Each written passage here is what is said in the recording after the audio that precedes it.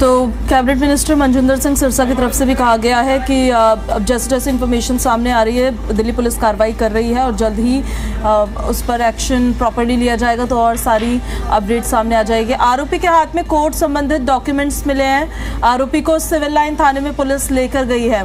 कुछ डॉक्यूमेंट्स लेकर भी आरोपी वहां पर पहुंचा था। बड़ी खबर है ये, इस वक्त की बड़ी जानकारी, अपडेट्स लगातार हम आप तक पहुंचा रहे हैं। कुछ डॉक्यूमेंट्स को लेकर यानी हाथ पे पर्चा लेकर वो पहुंचा, तभी उसे सीएम हाउस के अंदर एंट्री भी मिली और उसने अंदर जाकर पहले तो मुख्यमंत्री पर पत्थर फेंकने की कोशिश की और उसके बाद जब वो उसमें नाकाम रहा, सफल नहीं हो सका, तो उसने थप्पड़ मारने का प्रयास किया और कुछ जानकारियां तो ऐसे भी मिल रही है कि मुख्यमंत्री को गिरा भी दिया।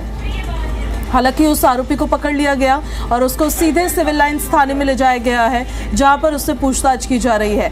आरोपी को सिविल लाइंस थाने लेकर गई है पुलिस, अभी आरोपी वहां पर है और शिवम हमारे साथ लाइव कनेक्टेड है। शिवम, वहां की हलचल से जुड़ी जरा अपडेट्स दीजिए आप। आरोपी तो सिविल लाइंस थाने में है फिलहाल, जैसा आप जानकारी भी दे रहे थे इससे पहले। बिल्कुल बिल्कुल, और आपको मैं दिखाऊं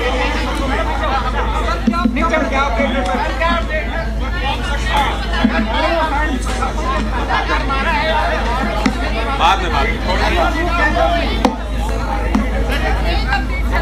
डीजीपी से बात करने की लगातार हम कोशिश कर रहे हैं, लेकिन वो कोई जवाब देने को फिलहाल तैयार नहीं है। आप देखिए किस तरीके का माहौल बना हुआ है।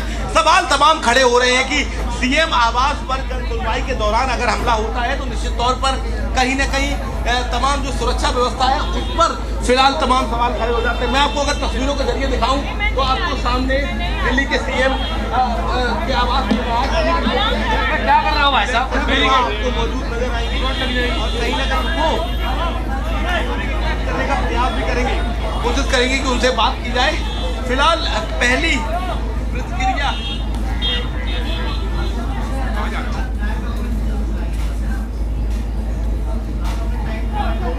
आप लोग के नीचे हो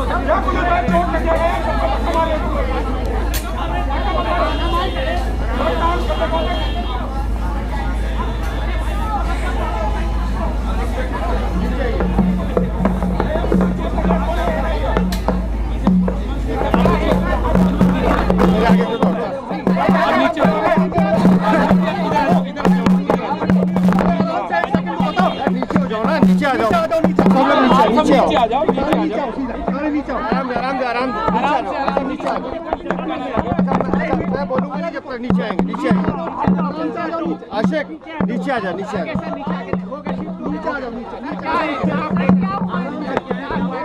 चलिए अरे नीचे करो यार भाई, अरे भाई चेहरा तो नीचे दो, भाटी भाई नीचे करिए, भाटी भाई नीचे करिए,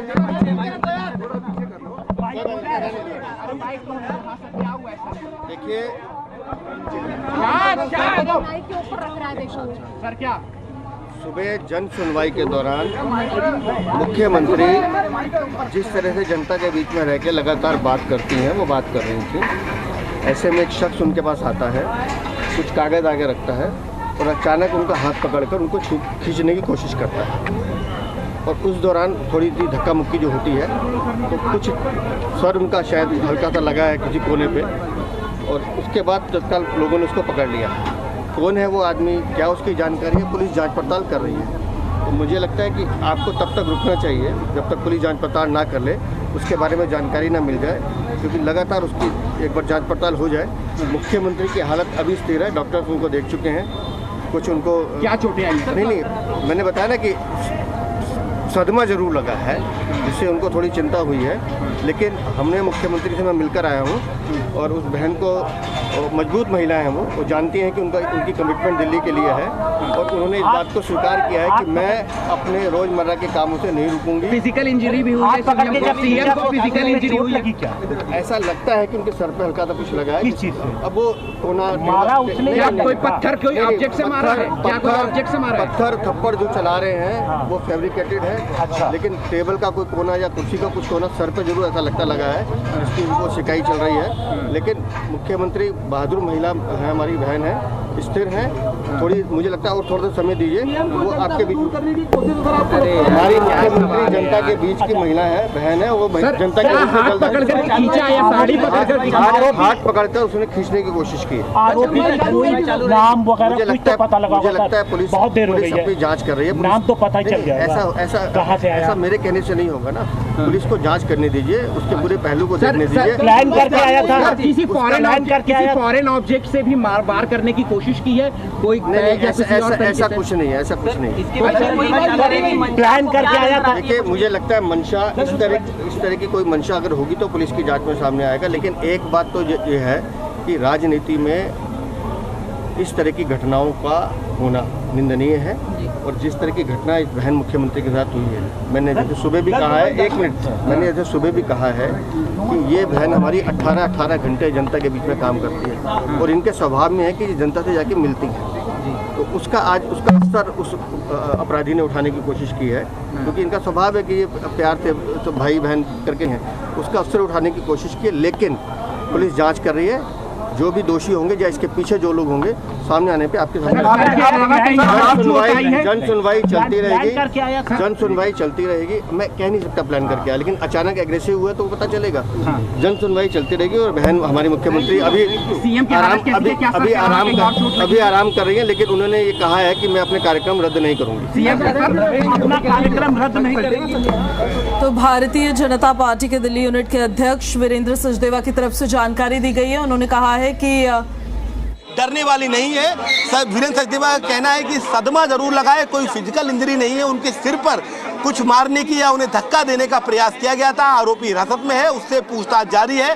जैसे ही पुलिस को इस पूरे मामले में कोई सूचना मिलेगी, उसके बाद ही आगे की बात की जाएगी। वीरेंद्र सचदेवा का कहना है कि जब उसको सिर को पकड़ने की या सीएम के सिर पर कुछ वार करने की कोशिश की तो उनका बैलेंस बिगड़ गया, और हल्की फुल्की सिर में, या आप ये कह सकते हैं कि हेड पर कोई इंजरी हल्की हुई है। डॉक्टर्स की देखरेख में वो फिलहाल स्वास्थ्य लाभ ले रही हैं, और उनका कहना है कि वो डरने वाली कतई नहीं है। आगे भी जन सुनवाई जारी रहेगी। फिलहाल ये तस्वीरें सीएम आवास के बाहर से मैं आपको दिखा रहा हूँ। या देखिए किस तरीके से भारी भीड़ है।